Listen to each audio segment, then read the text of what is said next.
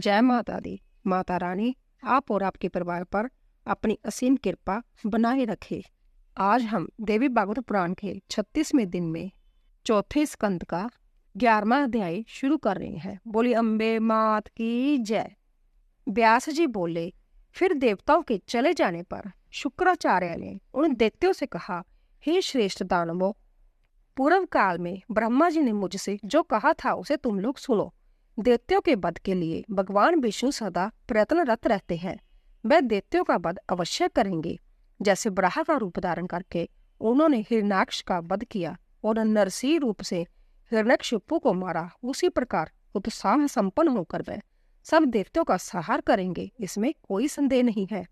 मुझे जान पड़ता है कि वैसा समुचित मंत्र बल अभी मेरे पास नहीं है जिससे मेरे द्वारा सुरक्षित होकर तुम लोग इंद्र तथा देवताओं को जीतने में समर्थ हो सको। अंत्य हे श्रेष्ठ दानवगण, तुम लोग कुछ समय तक प्रतीक्षा करो। मैं मंत्र सिद्धि के लिए आज ही भगवान शिव के पास जा रहा हूँ। हे श्रेष्ठ दानवों, महादेव जी से मंत्र लेकर मैं तत्काल आऊंगा और यथावत रूप में तुम लोगों को सिखा दूंगा। दैत्यों ने कहा, हे मुनि श्रेष्ठ, देवताओं से पराजित होकर हम लोग अंत्यतः निर्बल हो गई है। अंत्य उतने समय तक प्रतीक्षा करने के लिए हम पृथ्वी पर रहने में कैसे समर्थ हो सकते हैं।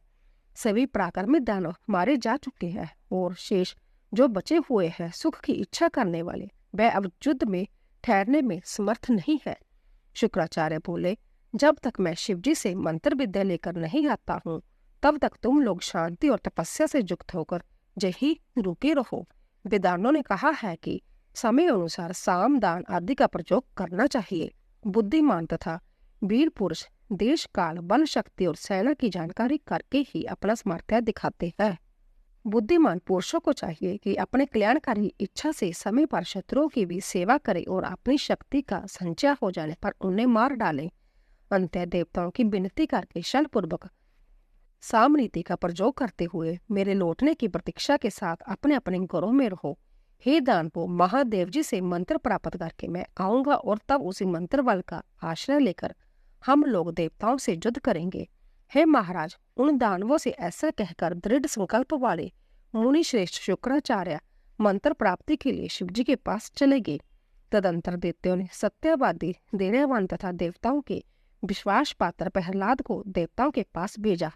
असुरों के साथ वहां जाकर राजा प्रहलाद विनय संपन्न होकर देवताओं से नम्रता युक्त वचन बोले, हे देवताओं, हम सभी लोगों ने शस्त्र रख दिए हैं और कवच का त्याग कर दिया है। अब हम बलकल धारण करके तपस्या करेंगे। प्रहलाद का वचन सुनकर देवताओं ने उसे सत्य मान लिया और इसके बाद वह निश्चिंत होकर प्रसन्नता पूर्वक वहां से लौट गए। तब दैत्यों के शस्त्र त्याग देने पर देवता युद्ध से विरत हो गए और चिंता रहित होकर अपने अपने घर जाकर स्वस्थ चित्त हो क्रीड़ा विलास में संलग्न हो गए। उस समय दैत्य दल पाखंड का सहारा लेकर तपस्वी के रूप में तपस्यारत होकर शुक्राचार्य के आगमन की प्रतीक्षा करते हुए कच्छप मुनि के आश्रम में रहने लगे। उधर मुनि शुक्राचार्य ने कैलाश पर्वत पर पहुंचकर शंकर जी को प्रणाम किया। भगवान शिव के पूछने पर कि आपका क्या कार्य है, उन्होंने कहा, हे देव, मैं देवताओं की पराजय और असुरों की विजय के लिए उन मंत्रों को चाहता हूँ जो बृहस्पति के भी पास ना हो। व्यास जी बोले, उनका वचन सुनकर सर्वज्ञ और कल्याणकारी भगवान शिव मन में सोचने लगे कि अब मुझे क्या करना चाहिए। जय दैत्य गुरु शुक्राचार्य देवताओं के प्रति द्रोह बुद्धि से युक्त होकर उन दैत्यों की विजय के लिए मंत्र हेतु इस समय जहाँ आया है, अंत मुझे देवताओं की रक्षा करनी चाहिए। ऐसा सोचकर शिवजी ने उन्हें जय अंत कठोर और दुष्कर व्रत करने को कहा। पूरे 1000 वर्षों तक यदि आप सिर नीचे करके कर्ण दूं बुस्सी के धुएं का पान करेंगे तभी आपका कल्याण होगा और आप मंत्र प्राप्त कर सकेंगे। शिवजी के ऐसा कहने पर उन्होंने महेश्वर को प्रणाम करके जय वचन कहा, बहुत अच्छा है। हे देव, हे सुरेश्वर, आपने मुझे जो आदेश दिया है मैं उस व्रत का पालन करूंगा। व्यास जी बोले, शिवजी से ऐसा कहकर मंत्र प्राप्ति के लिए दृढ़ संकल्प शुक्राचार्य जी शांत होकर धुएं का सेवन करते हुए कठोर व्रत करने लगे। तब उस समय शुक्राचार्य को व्रत में संलग्न तथा दैत्य को तपस्वी बनकर पाखंड में निरत देकर देवता लोग आपस में मंत्रकना करने लगे। हे राजन, बलिभांति विचार करके सभी देवता संग्राम के लिए उदित हो गए और शास्त्र धारण कर वहां पहुंच गए। जहाँ में बड़े बड़े दानव विद्यमान थे। तदंतर दैत्यगण उन आए हुए देवताओं को आयुधों से सज्जित और कवच धारण किए तथा अपने को उनसे सब ओर से घिरा देखकर भय से व्याकुल हो उठे। वह भय आतुर दानव तुरंत उठकर खड़े हो गए और युद्ध के लिए उद्यत बल अभिमानी देवताओं से सारंगवित वचन कहने लगे। हमें शास्त्र रख दिए हैं, हम भयभीत हैं और हमारे आचार्य इस समय व्रत में संलग्न है। हे देवताओं, पहले अभिदान देकर भी आप लोग हमें मारने की इच्छा से आ गए हैं। हे देवगण, आप लोगों का सत्य और श्रुति सम्मत वह धर्म कहाँ चला गया कि जो शास्त्र रख चुके हो, भयभीत हो और शरणागत हो गए हो, उन्हें नहीं मारना चाहिए। देवता बोले, आप लोगों ने छल से शुक्राचार्य को मंत्र प्राप्त करने के लिए भेजा है। हम आप लोगों के तप को जान गए हैं, इसीलिए हम लोग युद्ध करने के लिए उद्यत हुए हैं। अब शुद्ध हुए आप लोग भी हाथों में शस्त्र धारण कर युद्ध के लिए तैयार हो जाइए। यह सनातन सिद्धांत है कि जब शत्रु दुर्बल हो तभी उसे मार डालना चाहिए। व्यास जी बोले। उनका वचन सुनकर सभी दैत्य आपस में विचार करके भागने के लिए तत्पर हो गए और बेहद से व्याकुल होकर वहां से निकल भागे। वह भयभीत दैत्य शुक्राचार्य की माता की शरण में गए। उन दैत्य को बहुत संतप्त देखकर उन्होंने अभय प्रदान कर दिया। शुक्राचार्य की माता ने कहा, हे दानवगण, डरो मत, डरो मत, तुम लोग व्यय छोड़ दो। मेरे पास रहने वालों को व्यय हो ही नहीं सकता। जय वचन सुनकर दैत्यों की व्याथा दूर हो गई और वह शास्त्र त्याग कर पूर्ण रूप से निश्चिंत हो वहीं पर उनके उत्तम आश्रम में रहने लगे। तब दैत्यों को पलायित देखकर वह देवता उनके पैरों के चिन्हों के पीछे पीछे जाते हुए उनके बलाबल का बिना विचार किए हठात उनके पास पहुंच गए। वहां पर आए हुए सभी देवता आश्रम में रहने वाले दैत्यों का वध करने को उद्यत हो गए और शुक्राचार्य की माता के रोकने पर भी उन दैत्यों को मारने लगे। इस प्रकार देवताओं के द्वारा उन्हें मारे जाते हुए देखकर शुक्राचार्य की माता बहुत कांपने लगी और बोली, मैं अभी समस्त देवताओं को अपने तप के प्रभाव से निंद्राग्रस्त कर दे रही हूँ। ऐसा कहकर उन्होंने निंद्रा को प्रेरित किया। उस निंद्रा ने देवताओं के पास आकर उन पर अपना प्रभाव डाल दिया, जिससे इंद्र सहित सभी देवता निंद्रा के वशीभूत हो गए और गूंगे की भांति पड़े रहे। इंद्र को निंद्रा के द्वारा नियंत्रित तथा दीन देखकर भगवान विष्णु ने कहा, हे देवश्रेष्ठ, तुम मुझ में प्रविष्ट हो जाओ, तुम्हारा कल्याण हो, मैं तुम्हें अन्यंतर पहुंचाता हूँ। विष्णु के इस प्रकार कहने पर इंद्र और उनमें प्रवेश कर गए और उन श्री हरि से रक्षित होकर वह निर्भय तथा निंद्रा रहित हो गए। तब भगवान विष्णु के द्वारा रक्षित इंद्र को व्याथा शून्य देखकर शुक्राचार्य की माता कोपित हो उठी और जब वचन बोली, हे इंद्र, सभी देवताओं के देखते देखते मैं अपने तपोबल से विष्णु सहित तुम्हें खा जाऊंगी, ऐसा मेरा तपोबल है। व्यास जी बोले। ऐसा कहकर उन्होंने अपनी जोग विद्या के द्वारा इंद्र तथा विष्णु को आक्रांत कर दिया और वह दोनों महात्मा स्तब्ध हो गए। उन दोनों को बहुत बड़े संकट में पड़ा देखकर देवताओं को महान आश्चर्य हुआ और वह दुखी चित हो जोर जोर से चीखने चलाने लगे। देवताओं को चीखते चलाते देखकर इंद्र ने विष्णु से कहा, हे मधुसूदन, मैं इस समय आपकी अपेक्षा अधिक आक्रांत हूँ।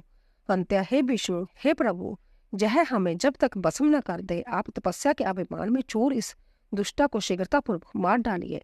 हे माधव, अब आप सोच विचार न करें।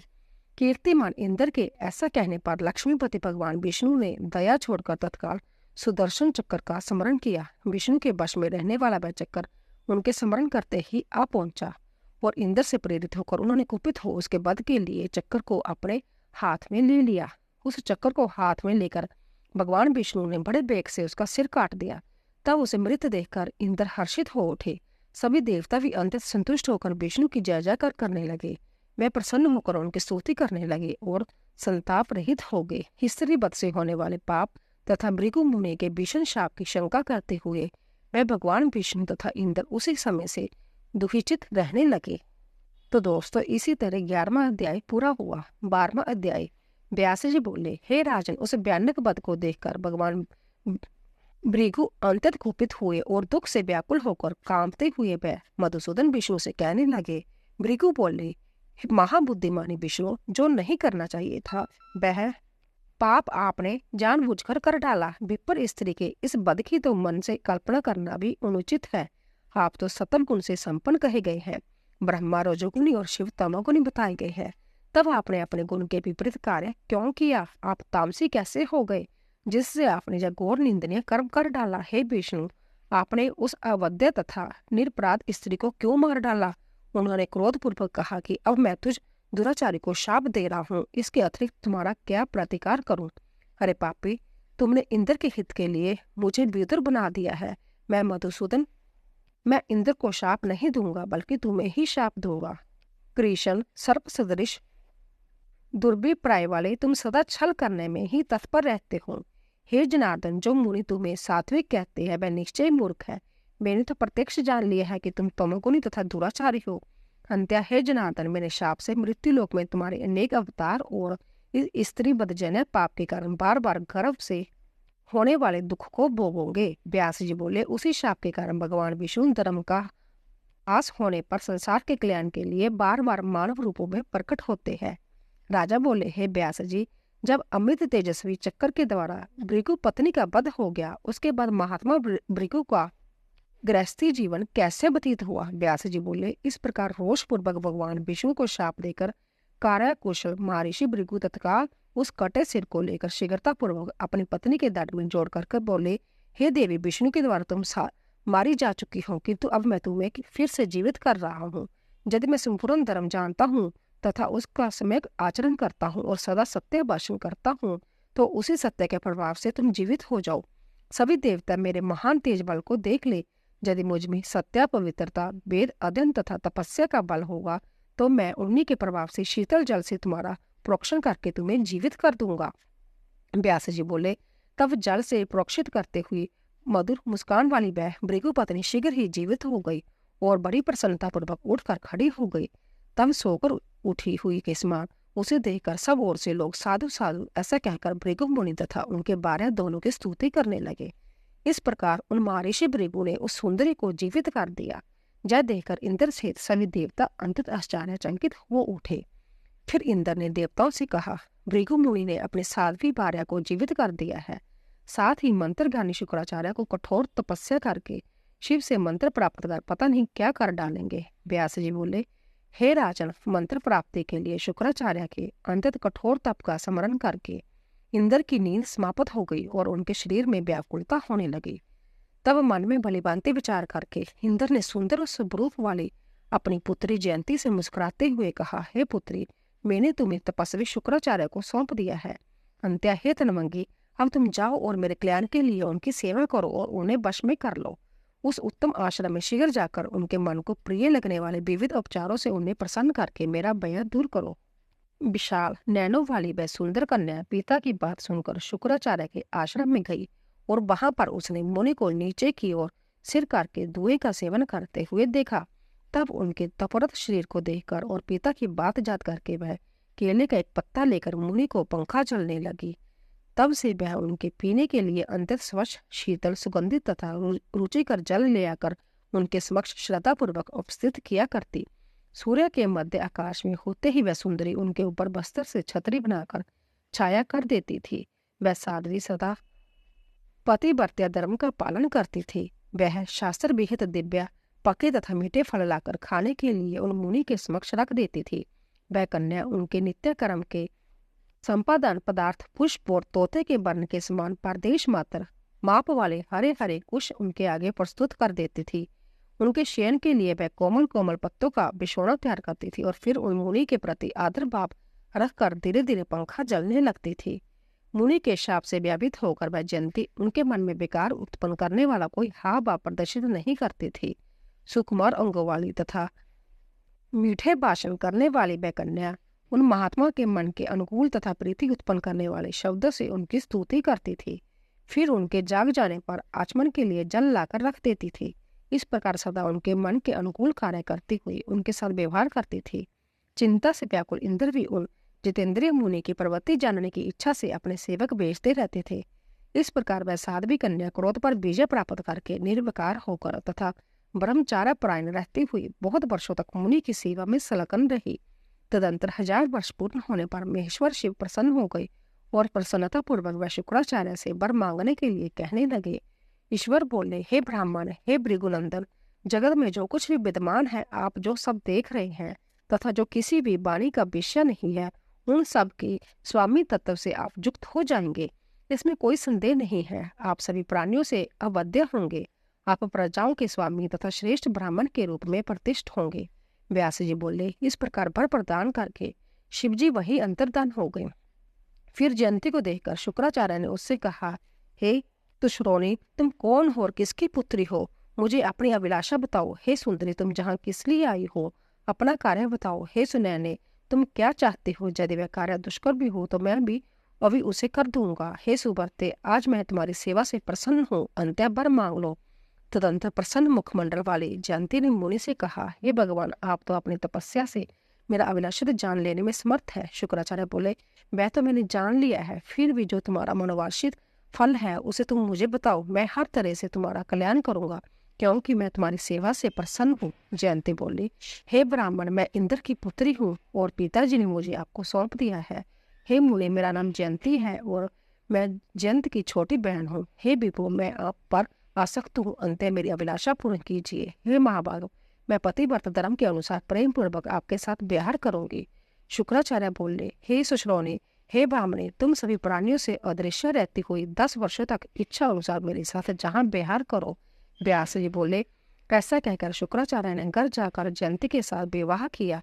फिर माया से आच्छादित होकर सभी प्राणियों से अदृश्य रहती हुई वह ऐश्वर्य संपन्न मुनि शुक्राचार्य देवी जयंती के साथ 10 वर्षों तक वहां रहे। गुरु शुक्राचार्य को अपने आदेश में सफल हो मंत्र से युक्त होकर आया हुआ सुनकर सभी देवता उनके दर्शन की इच्छा से प्रसन्नता पूर्वक उनके घर गए, किंतु वह उन्हें देख न सके, क्योंकि उस समय वह जयंती के साथ विहार कर रहे थे। इससे उन सभी देवताओं का मन उदास हो गया और उनके सभी उद्योग व्यर्थ हो गए। वे बहुत चिंतित और दुखी होकर उन्हें बार बार खोजते रहे। अंत में माया से आच्छादित उन मुनि को ना देखकर वह चिंतित तथा व्यावित देवता जैसे आए थे वैसे ही अपने घर को लौट गए। फिर शुक्राचार्य को विहार करता हुआ जानकर इंद्र ने अपने गुरु महाभाग बृहस्पति से कहा, अब क्या किया जाए? हे ब्राह्मण, आप दानवों के पास जाइए और माया के द्वारा उन्हें मोह में डाल दीजिए। हे मानद, बुद्धि से बलिवंती विचार करके आप हमारा कार्य सिद्ध कर दीजिए। इंद्र की बात सुनकर देवगुरु बृहस्पति शुक्राचार्य को माया आच्छादित होने के कारण अदृश्य हो जयंती के साथ क्रीड़ा करते जानकर उन्हीं का रूप धारण करके दैत्यों के पास गए। वहां पहुंचकर उन्होंने बड़े आदर के साथ दानवों को बुलाया तथा सभी दानव आ गए और उन्होंने शुक्राचार्य को अपने मुख देखा। माया से विमोहित सभी दैत्य उन वेशधारी देवगुरु बृहस्पति को ही शुक्राचार्य समझकर उन्हें प्रणाम करके उनके समक्ष खड़े हो गए। वह शुक्राचार्य का पुत्र रूप प्रकट करने वाली देवगुरु बृहस्पति की माया को नहीं जान सके।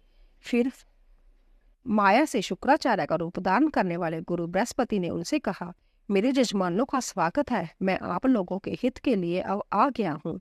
मैंने आप सबके कल्याण के लिए तपस्या के द्वारा भगवान शिव को प्रसन्न कर लिया है और अब मैं उनसे प्राप्त विद्या को निष्कपट भाव से आप लोगों को बता दूंगा। जय सुनकर वह श्रेष्ठ दानव प्रसन्नचित हो गए। गुरु शुक्राचार्य को अपने आदेश में सफल समझकर वह मोहग्रस्त दानव बहुत हर्षित हुए और उन्होंने बड़ी प्रसन्नता के साथ उन्हें प्रणाम किया। वह व्यामुक्त तथा संताप रहित हो गए। अब देवताओं का ब्याह छोड़कर वह सभी देवता स्वस्थ चित्त होकर रहने लगे।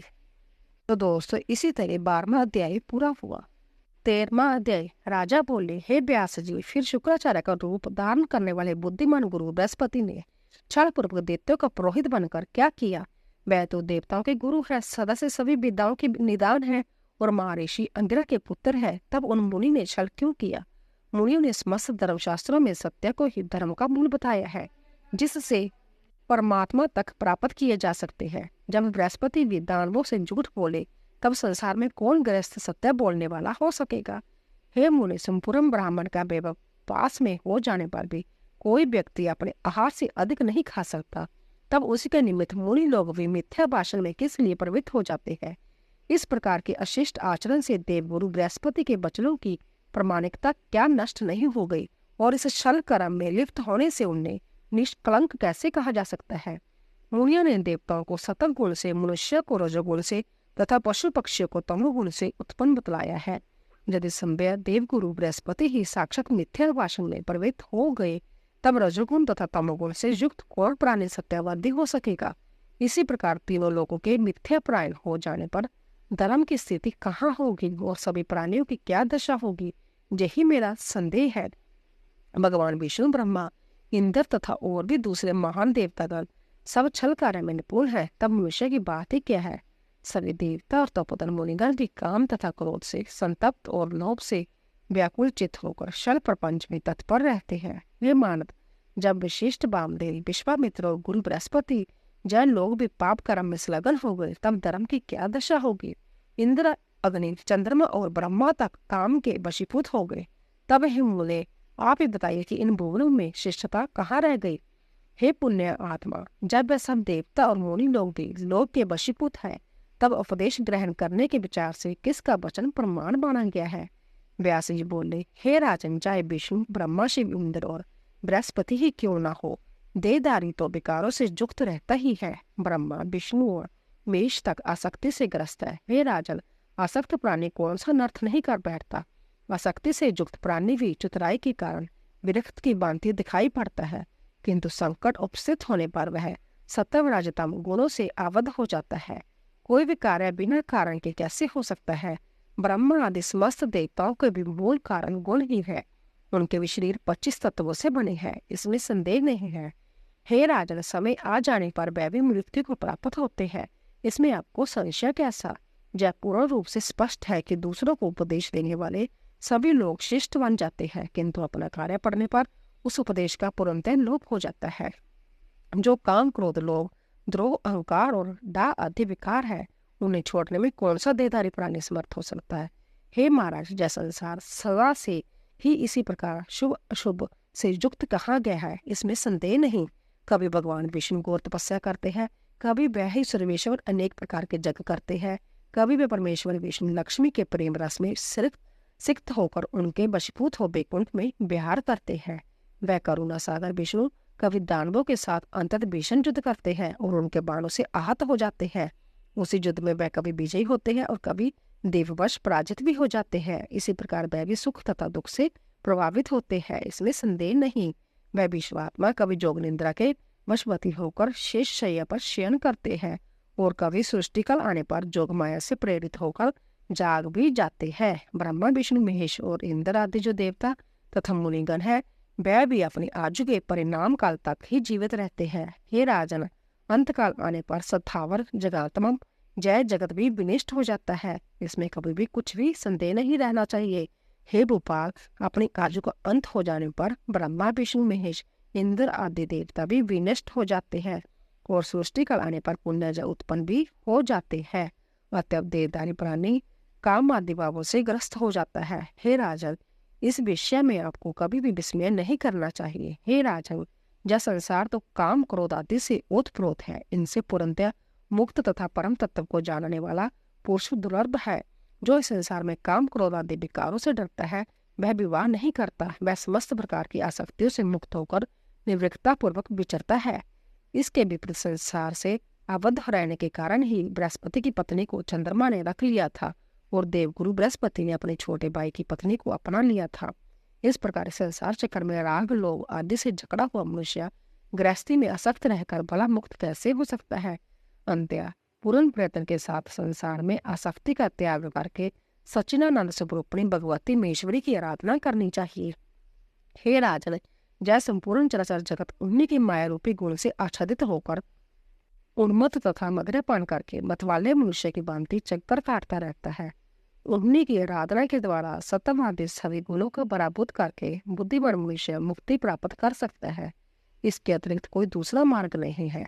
आराधित होकर महेश्वरी जब तक कृपा नहीं करती, तब तक सुख कैसे हो सकता है। उनके सदृश दयावान दूसरा कौन है।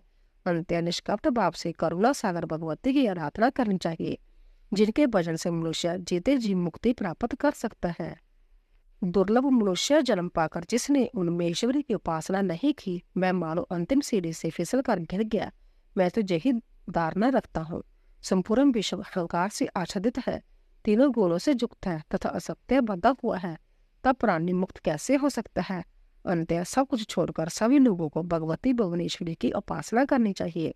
राजा बोले, हे पितामह, शुक्राचार्य का रूप धारण करने वाले देवगुरु बृहस्पति ने वहां देवताओं के पास पहुंचकर क्या किया और शुक्राचार्य पुण्य कब लौटे, वह हमें बताइए। व्यास जी बोले, हे राजन, तब गोपनीय ढंग से शुक्राचार्य का स्वरूप बनाकर देवगुरु ने जो कुछ किया वह मैं बताता हूँ, अब सुनिए। देवगुरु बृहस्पति ने देवताओं को बोध प्रदान किया।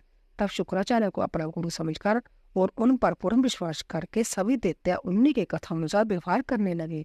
अत्यधिक मोहित चित्त वह दैत्य बृहस्पति को शुक्राचार्य समझकर विद्या प्राप्ति के लिए उनके शरणागत हुए। देवगुरु बृहस्पति ने भी उन्हें बहुत ठगा। यह सत्य है कि लोभ से कौन सा प्राणी मोह में नहीं पड़ जाता। तब जयंती के साथ क्रीड़ा करते करते निर्धारित प्रतिज्ञा संबंधी 10 वर्ष की अवधि पूर्ण हो जाने पर शुक्राचार्य अपने जजमानों के विषय में विचार करने लगे कि मेरी राह देखते हुए वह आशाविंत हो बैठे होंगे। अंत अब मैं चलकर अपने उन अंतर्व्यावित जजमानों को देखूं, कहीं ऐसा न हो कि मेरे उन भक्तों के सम्मुख देवताओं से कोई भय उत्पन्न हो गया हो। जय सोचकर अपनी बुद्धि स्थिर करके उन्होंने जयंती से कहा, हे सुनैने, मेरे पुत्र सदृश दैत्यगण देवताओं के पास कालक्षेप कर रहे हैं। प्रतिज्ञा अनुसार तुम्हारे साथ रहने का 10 वर्ष का समय पूरा हो चुका है। अंत है देवी, अब मैं अपने जजमानों से मिलने जा रहा हूँ। हे सुमदे, मैं पुण्य तुम्हारे पास शीघ्र ही लौट आऊंगा। परम धर्मपरायणा जयंती ने उनसे कहा, हे धर्मज्ञ, बहुत ठीक है, आप स्वेच्छापूर्वक जाइए, मैं आपका धर्म लुप्त नहीं होने दूंगी। उसका जब वचन सुनकर शुक्राचार्य वहां से शीघ्रतापूर्वक चल पड़े।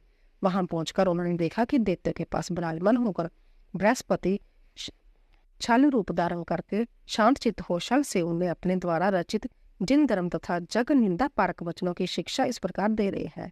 हे देवताओं के शत्रुघ्न, मैं सत्य तथा आप लोगों के हित के लिए बात बता रहा हूँ कि अहिंसा सर्वोपरि धर्म है। आप तीतियों को भी नहीं मारना चाहिए। भोगपरायण तथा अपने जीवा के स्वाद के लिए सदा तत्पर रहने वाले द्विजों ने वेद में पशु हिंसा का उल्लेख कर दिया है, किंतु सच्चाई ये है कि अहिंसा को ही सर्व उत्कृष्ट माना गया है। इस प्रकार वेद शास्त्र विरोधी बातें रहते हुए देवगुरु बृहस्पति को देखकर वह भृगुपुत्र शुक्राचार्य आश्चर्यचकित हो गए। वह मन ही मन सोचने लगे कि जय देवगुरु तो मेरा शत्रु है। इस दूत ने मेरे जजमानों को अवश्य ठग लिया है, इसमें संदेह नहीं है। नरक के द्वार स्वरूप तथा पाप के बीज रूप उस उग्र लोभ की धिक्कार है, जिस लोभ रूप पाप से प्रेरित होकर देवगुरु बृहस्पति भी झूठ बोल रहे हैं, जिनका वचन प्रमाण माना जाता है और जो समस्त देवताओं के गुरु तथा धर्म शास्त्रों के प्रवर्तक हैं, वह भी पखंड के पोषक हो गए हैं। लोभ से विपरीत मन वाला प्राणी क्या क्या नहीं कर डालता, दूसरों की क्या बात, जबकि साक्षात देवगुरु भी इस प्रकार के पखंड के पंडित हो गए हैं। श्रेष्ठ ब्राह्मण होकर भी जय दूतों का सारी बाग गिमाएं बनाकर मेरे इन गौर अज्ञानी देते जजमानों को ठग रहे हैं। तो दोस्तों, इसी तरह 13वां अध्याय पूरा हुआ। तो दोस्तों, कल की कथा में हम शुक्राचार्य द्वारा दैत्यों को बृहस्पति का पाखंड पूर्ण कृत्य बताना, बृहस्पति के माया से मोहित दैत्यों का उन्हें फटकारना, क्रोधी शुक्राचार्य का दैत्यों को शाप देना, बृहस्पति का अंतर्धान हो जाना और प्रहलाद का शुक्राचार्य से क्षमा मांगना और शुक्राचार्य का उनमें प्रबंध की बलवत्ता समझाना की कथा का श्रवण करेंगे। बोले अम्बे मात की जय। तो दोस्तों, अगर आपको हमारी कथा पसंद आ रही हो, प्लीज जाने से पहले कमेंट बॉक्स में जय माता दी अवश्य लिखें। आप